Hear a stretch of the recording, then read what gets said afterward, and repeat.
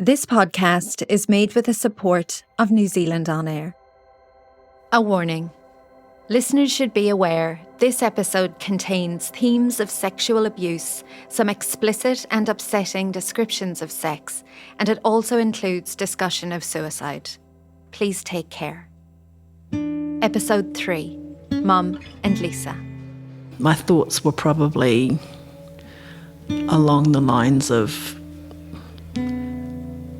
he is a bit younger than me, and she's 13 years younger than me.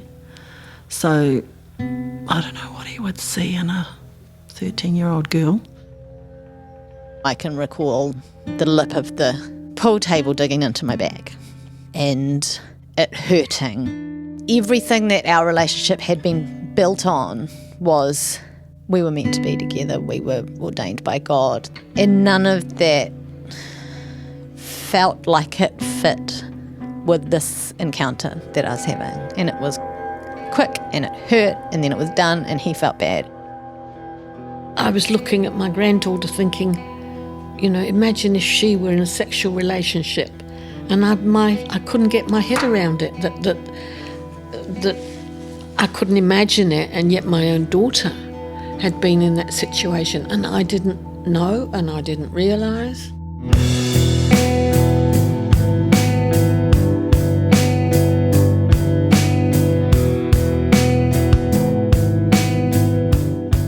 I'm Noelle McCarthy.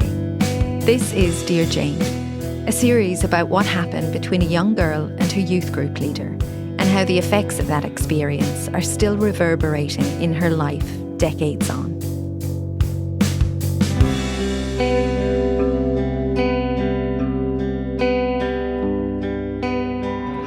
Before you had sex, what's the terrible word? Intercourse. Did you talk about it? Did you talk about, because you were a virgin, did you talk about you losing your virginity? No, we didn't talk about it. It's just something that happened. It wasn't, we never planned to do, anything that we did. It was never spoken about in advance. We'd always go into him driving me home and dropping me off last. It's just an opportunity to spend time together, and it would just so often evolve into, So you'd start kissing. We'd start kissing and touching and, yeah. Jane and I are heading out shortly to meet her family.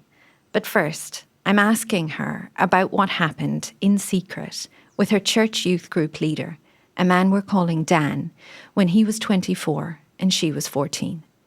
Just a warning here, this next part of the conversation gets pretty grueling. And after you had sex for the first time, did you talk about it? Not about the sex, just about that it was really bad and we shouldn't have done it and that we'll never do it again.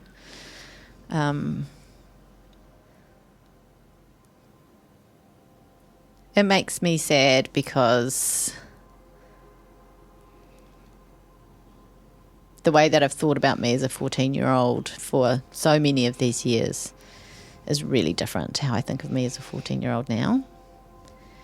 And there was something kind of grotesque about how I lost my virginity to him. That, I don't think I told anyone until we started working on this. Over the years, people have been drip-fed little bits of information, including my mum and my sister, about how my relationship with Dan was actually sexual. That was only 5 years ago. I'm 44, so I was 39 when I told them that, but they don't know that I lost my virginity on a pool table in his rumpus room, and that he went to the little kitchenette and got some Glad wrap and used that as protection from pregnancy.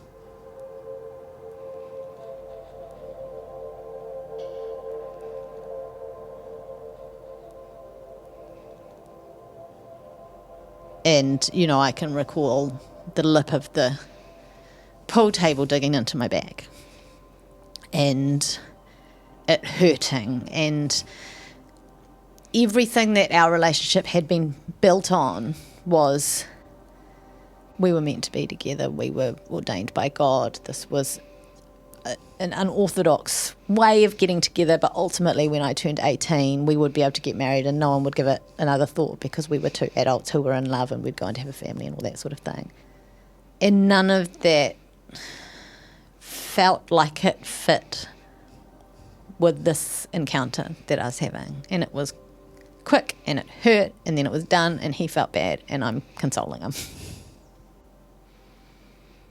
Did anyone know you were there?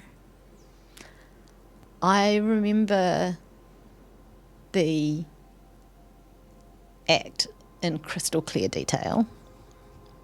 I remember the lights were dim. I remember, I think the lights were off, in fact, and there was a bit of light coming in from the door to the stairwell. Like the stair lights were coming. Like I can picture it exactly. I know which end of the pool table we were at. What I don't remember is anything around it. It's almost like there was a spotlight on that moment. So I don't know if it was after youth group. It was at his house and it was nighttime. I know that 100% for sure. So I just can't... I don't know how we ended up in that situation. But there were all sorts of ways that he managed to get me alone. Often. And way more than anyone would have known.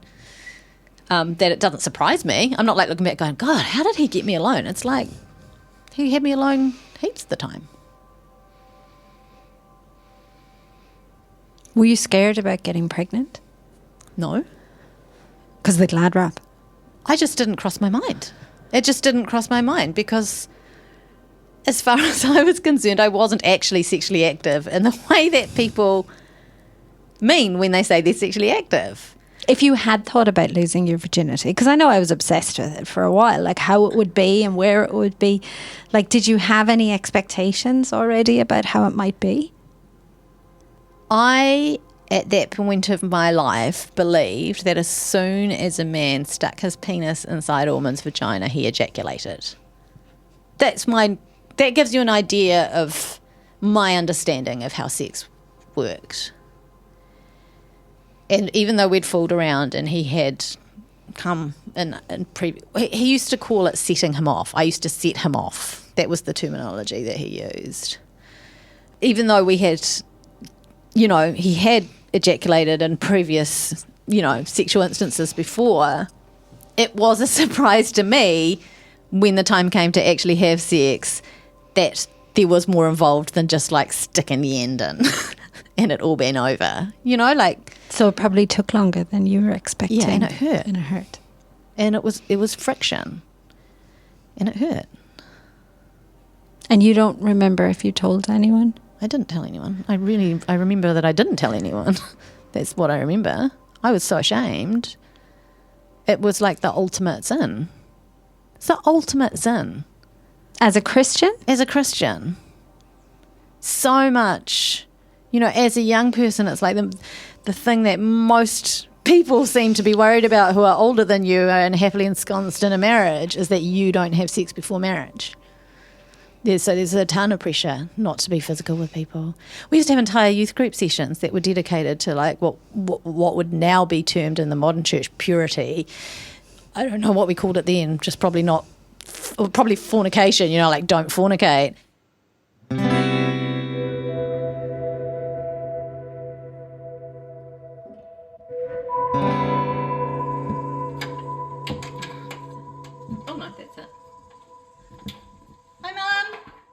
Jane's mum, Anne, lives in a house on the eastern suburbs of Auckland with a view of Rangitoto and the ocean. Oh, Vinny's here. Hi, Vinny. Vinny's a dog, in case you're wondering. Jane's mum is a petite woman, softly spoken. She's slightly nervous, but also prepared.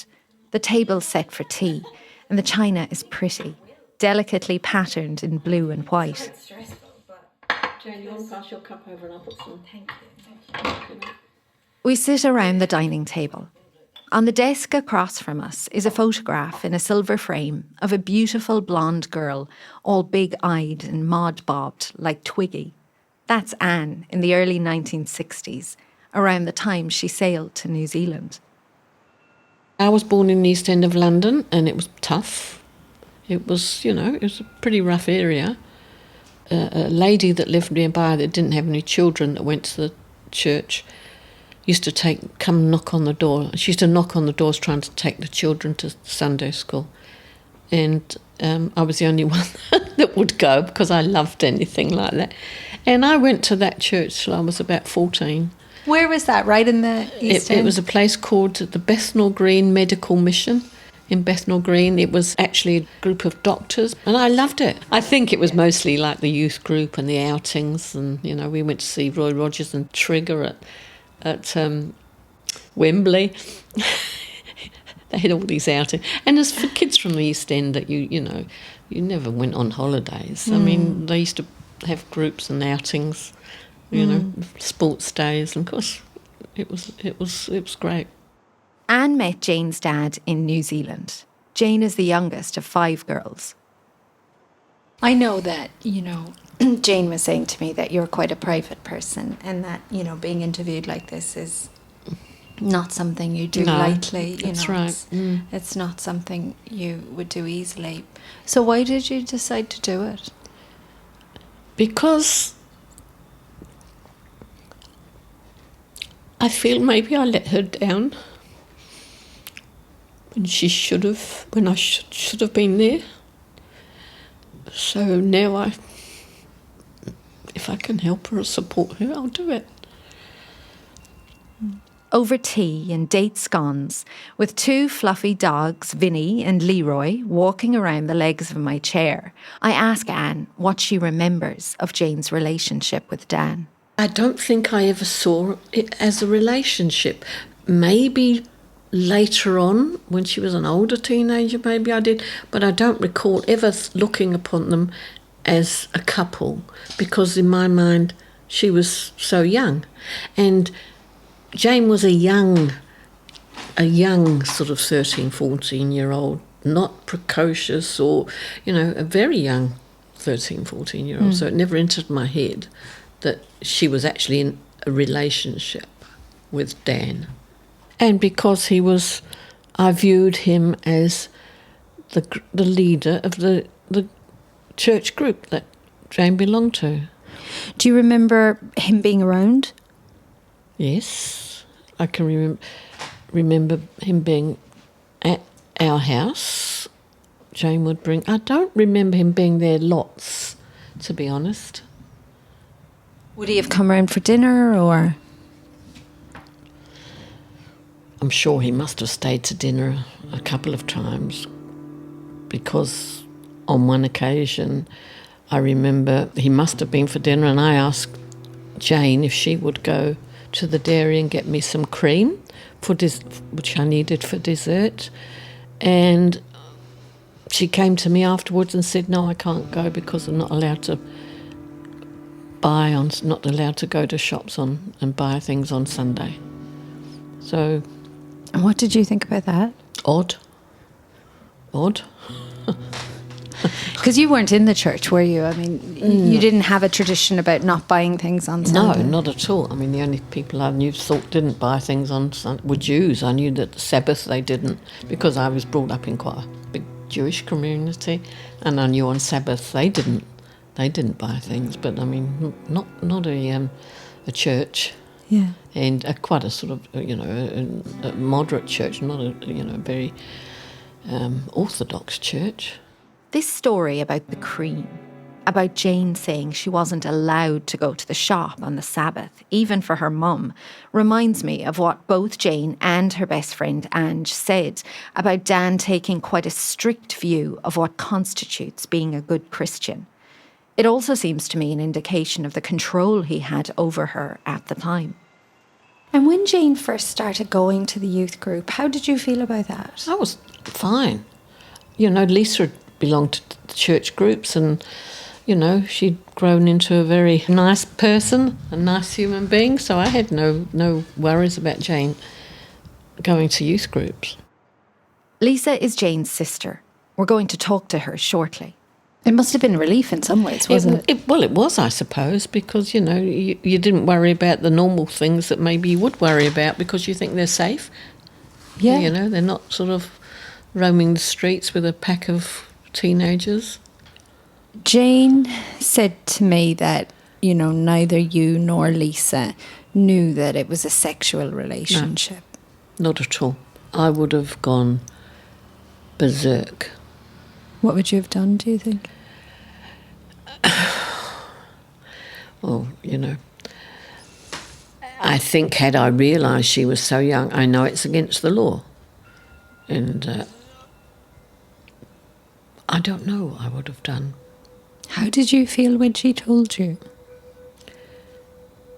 When it was only a couple of years ago, a few years ago, I felt shocked, just shocked. Because at the time, one of my granddaughters was about 13, and I was looking at my granddaughter thinking, you know, imagine if she were in a sexual relationship. I couldn't get my head around it, that I couldn't imagine it, and yet my own daughter had been in that situation, and I didn't know and I didn't realise.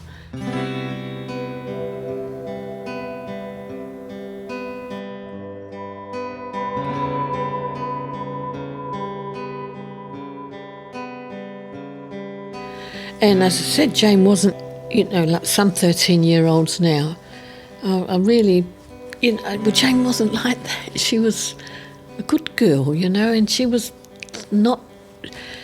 mature in her head, but, you know, she was still a young girl. And she was a small girl too, you know. She was small of stature, which makes them look younger and makes you feel that they're younger when they're small.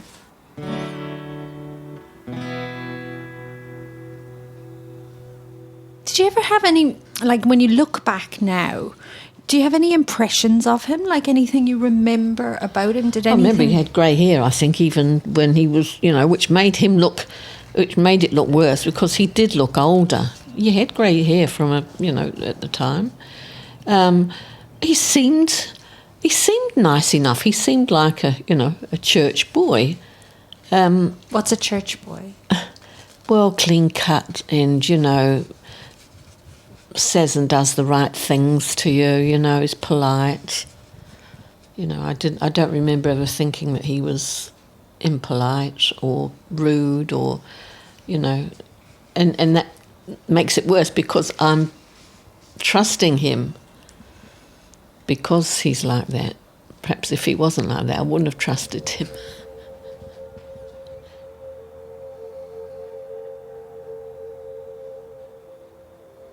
And has your impression of him changed over time? Finding out about the sexual side of it, of course. Yeah, of course. I just can't, you know, I just found it very hard to come to terms with, very hard, because I felt as if I'd been duped, I'd been, you know, I'd been made a fool of, really. Nobody wants to be made a fool of, do they? But also, you know, I was worried for Jane, you know, because especially when I found out, and it was only more recently, the last few years, Jane's been through quite some bad relationships. And I'm sure it's because she didn't have a normal teenager's life. It wasn't normal. And when you say it wasn't normal, how do you mean? Well, it's normal, I think, for girls to have several boyfriends. They'll, you know, they're boy mad and they're sort of, 14, 15. They start to like boys and they start going to places with their mates to see boys and that sort of thing. That never really happened. And I think you need that to actually be able to decide who you really would like to, you know, who really is the right one, if we ever know that. But, you know, you need those experiences. Jane's talked to me about attempting to take her own life after a breakup she had in her 20s. She's clear she doesn't want to point any fingers of blame, but that she feels it is in some way linked to the skewed view of relationships she was left with after what happened with Dan.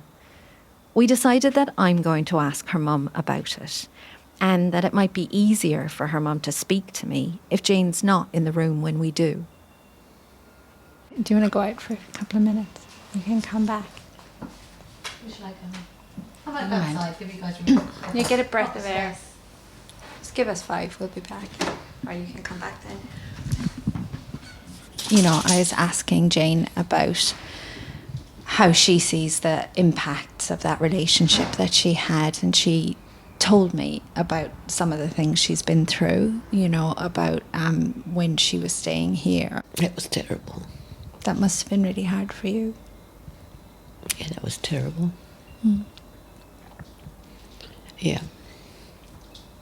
She wouldn't, she came to stay with us after a breakup, and I had one bedroom that had 2 single beds in it. And she wouldn't let me sleep in my own bed. She made me sleep in the other bed. And every time I closed my eyes, it was as if I was falling asleep. She would say, "Don't go to sleep, don't go to sleep, don't go to sleep." I must have dropped off, and I remember her kissing me on the cheek and said, "I love you, Mum." And I was like, I just, the light switch went off. After her mother had fallen asleep, Jane had made an attempt on her life. And then that's when she told me, and and so we took her into hospital. Mm-hmm. And do you see those as connected? You know, connected to that relationship? I do, because I think, as I said, I think going through teenage years, you have to, teenagers do go off the rails, but they follow it, their hormones are running, and they follow a pattern, some sort of, more outlandish than others, but I just feel that, every relationship she had after that, it affected her. I don't think she knew how to behave.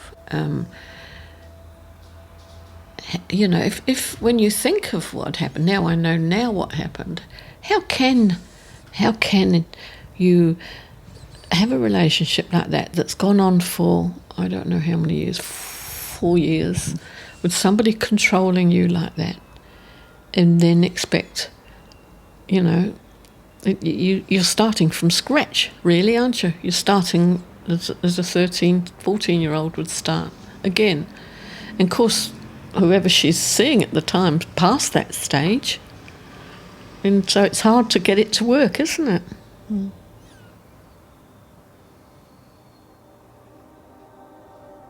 The next visit is to Jane's sister Lisa, and it's a bit more complicated. We're not driving far, just around the corner. You believe, right? Hi, Lisa. Hello. I know we're actually a bit early. Lisa is the eldest of Anne's 5 daughters. There's 13 years between Lisa and Jane. I was pretty excited when she did start to come to church, and seemed to want to come to church too, not just, being dragged along. And why were you excited? Oh, just because no one else in my family came to church with me, so it was lovely to have a sister there, especially Jane. She was my baby sister. I think I was like a second mum to her. So, it was just really cool. Like Dan, Lisa was a youth group leader in the church near where the girls lived. She doesn't go there now, but she's still a member of that faith. This is hard for her. She's gone back and forth about being interviewed. I asked what made her decide to do it in the end. A couple of reasons, really. I think that I'd like to support Jane, and it's probably quite healing for her to go through this process. It's not going to change anything, but I think talking about it, talking to Mum and I about it, I just think it could be healing and helpful for her. But mainly, I think I'm doing it in case somebody's listening that this is happening to. And they think that this is maybe their fault or this is not normal. I think it's a lot more normal than we know. I think it happens a lot more than we think. I've been speaking to Mum about this obviously since the talk of the podcast came up, and we talked. I was someone was sexually inappropriate to me when I was younger. Mum said the same for her, and the same for someone else close to us. And I think that it's a lot more common than we realise because girls don't feel comfortable to speak out or to talk to someone. And so maybe someone listening will find strength to talk to someone they trust, talk to someone that they're comfortable with, and get help and know that it's not their fault, that there's no shame attached, not for them anyway. So yeah, that's kind of why I'm doing it. Some people would say the church has a responsibility here as well. What do you think about that? I think any group where minors are involved has a responsibility to protect those minors, whether it's a church, whether it's a sports club, whatever it is. I think adults need to, just be adults and protect minors and young girls. So, yeah, I would agree. But it's not just the church that it's happening in. It's quite common all around the place. The church was the context in which Lisa first met Dan, as a fellow youth group leader in a community they both loved. I'm curious as to how it was that she seemed okay with Dan starting a romantic relationship with her little sister who had so recently joined the youth group. But that's not how Lisa remembers it playing out. She was in her early 20s at the time and not long married to a man she met in the church. I'm not sure if my memory is correct, but I think Jane came and maybe insinuated something, that there might be something going on, and I don't know that we kind of took it too seriously. And then all I remember is Dan and Jane coming and actually sitting us down and talking seriously. You and your husband? Yeah. And what did they say? Just that they wanted to be together and would like our blessing, I guess. Memories are a little hazy on the timing of this. In Lisa's memory, Jane was somewhere around 13 when she and Dan came around and sat on her sofa. But Jane is pretty sure she was probably a couple of years older when it happened, so around 15. What did you think of that? I can't really remember my thoughts other than she'd kind of introduced it to us, I guess, and it probably was still in my mind. My thoughts were probably along the lines of, he is a bit younger than me and she's 13 years younger than me. So I don't know what he would see in a 13-year-old girl.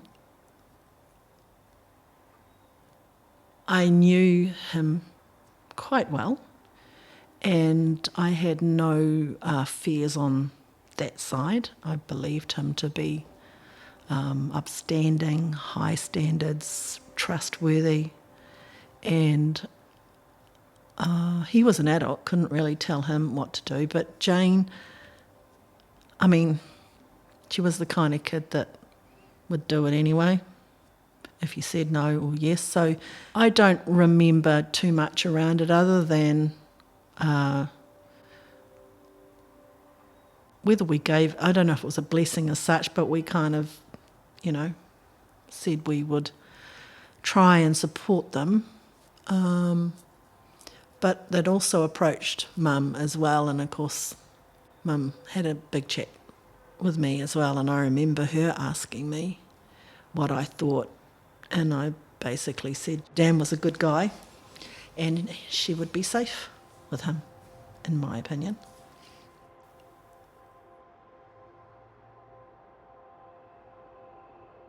Maybe I'm just cynical, but I keep wondering how it never entered Lisa's mind, or Jane's mum's mind, that the relationship might be sexual, especially given how much older Dan was. But I guess I'm coming at this from a totally different angle, with the benefit of information they didn't have. It's not the Christian thing, for a start, and I really regarded Dan as a good Christian. It's also, not legal as well. I saw him as a law-abiding citizen as well, so never. But he never actually, he didn't rule it out. He didn't sit down with you and say, I love her, but we're not having sex or anything. No, he never mentioned. no. Sex was never mentioned. No. And so you I think... think we assumed it. We assumed it. That is just how we lived. It didn't occur to me, A, because of her age, and B, because I really didn't think that he would. I really didn't think that he would. Even if she was 10 years older, I still don't believe he would have, wouldn't believe that he would have had sex with her before marriage. So no, it just didn't enter my head. So what did you think? Did you think they'd fallen in love? Oh, yeah, I did. Absolutely. And so after that time, if you can remember, were they openly a couple? Yes, I believe they were, although they weren't a showy couple, certainly not in front of us. But it was then known amongst the youth group that they were a couple. So, yeah. As youth group leaders, were you ever talked to about sort of the appropriate behaviour around young people, or was there ever, was there like a workshop or anything that, you were given? Not really. I mean, as I say, you had to be approved to be youth group leaders. I believe Dan was approved before he was in a relationship with Jane. And if my memory serves correct, when the relationship became known, they wanted to stand him down. The church elders wanted to stand him down. In the Presbyterian Church, elders are leaders of the parish who have responsibility for their individual congregations. So they have a certain amount of power. This is my recall. It could be wrong, but there was a meeting of the church elders and Dan, and I know his mother as well, who was an elder. She was very concerned, but he stayed on. I think they kind of accepted him at face value, that it wasn't going to interfere with his role as a youth group leader. That's arguable, I suppose, but no one, I think, in the church would have thought there would be anything sexual going on at all. It was 30 years ago too. Things were a little different then. So, yeah.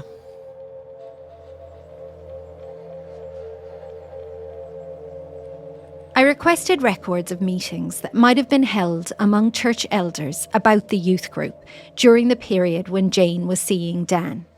The church archivist refused to share them. She said it would breach the Privacy Act. I sent messages to elders from the time with no response. In fact, it would be months before I'd hear back from anyone who was in a leadership position in the church. In the meantime, I do have the annual reports from the church from that time. They show that Dan had stood down as youth leader by the second half of 1995. Jane would have been 16 by then, and their relationship was more widely known. In the report from 1995, Dan is thanked by name for his, and I'm reading from the report here, effort, leadership, love, energy, and absolute commitment as he served God in the youth group over the years. Nor was his absence permanent. By 1997, his signature is back at the bottom of the youth group report. Here's how he ends it. The youth of this church are worthwhile. They will be the foundation on which will be built whatever God's plan is for the future. I wish I knew what that was. Sometimes I wonder why God hasn't done this or that. Sometimes I wonder just when he's going to put this thing all together. I wonder what he wonders about me. Dan and Lisa remained on good terms for years after he and Jane broke up when she was nearly 18. He was a friend of the family, someone in their community. But after Jane told her sister the relationship had been sexual, all that changed. He's wanted a chance to talk to me, and I've sort of said no. I've heard all I need to hear. There's nothing he can say that is going to make what happened right. There's no excuse he can give. There's nothing he can tell me that is going to make it any more understandable or better in my eyes. But I have forgiven him. I have forgiven him, because otherwise the anger and the bitterness will just consume me. It's complicated for Lisa, finding out the truth about what happened between her sister and this man she thought she knew. She still runs into Dan from time to time. I don't think his personality has changed now that I know. He's still outgoing, very friendly. How would I explain him? He put his hand to a lot of vocations. He had a lot of friends. He was funny. And he was, in my eyes at the time, and other than this, he was an upstanding young man.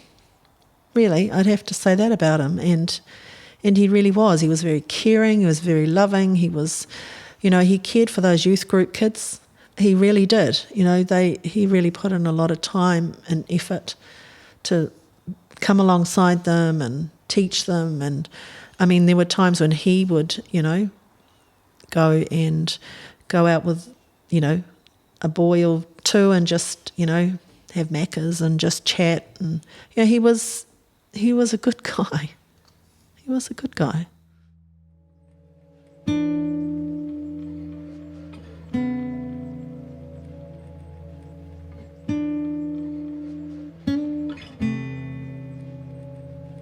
He was a good guy. I'm taking what Lisa says at face value. She's only talking to me to help her sister, after all. But what I'm hearing makes it even harder to know what to think about Dan. Throughout these interviews, I've had a kaleidoscope of images of him running through my head. Is he a good guy or a villain, a church boy or a dishonest manipulator? Is he all of these things at the same time? Who is he? What's the reality here? We can't put it off any longer. We have to see if we can talk to Dan. Coming up on the next episode of Dear Jane. Hi, it's Noelle McCarthy here. Do you have a moment to speak? I'm calling because I'm making a podcast series with Jane about the relationship that you had with her that started while you were the youth group leader. And we want to give you the opportunity to have your voice in the series. So at this stage, I'm calling to see, in the first instance, if you might be open to having a meeting with me.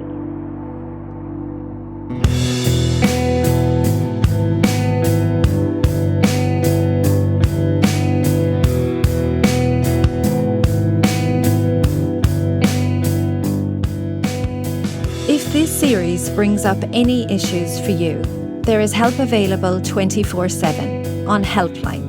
Free call or text 1737. And for more resources, you can visit the show notes for this episode of Dear Jane.